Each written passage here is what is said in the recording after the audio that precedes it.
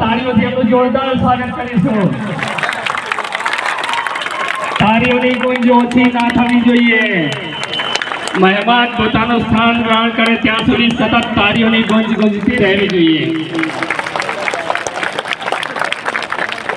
આપણે જે માનવંતા મહેમાન શ્રીની રાહ જોતા હતા એ આપણી વચ્ચે ઉપસ્થિત છે.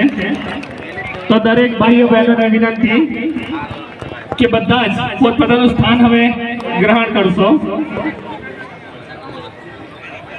હવે જે પણ ભાઈઓ તેમજ બહેનો સ્ટેજની આજુબાજુ જે ઊભા છે એ સામે ગ્રાઉન્ડમાં આવી જાઓ તો ત્યાંથી જોવાની અને બધી સરળતા રહેશે. અંદરની સાઈડ કોઈ આવશો નહીં. મહેરબાની કરી આ સ્ટેજની અંદર મીડિયા મિત્રો સિવાય કોઈ પણ ના આવશો એવી મહેરબાની. ફરીવાર હું એક નામ બોલું છું. જે આપણા સ્ટેજ પરના મહેમાનો છે તેઓ પોતાનું સ્થાન ગ્રહણ કરે.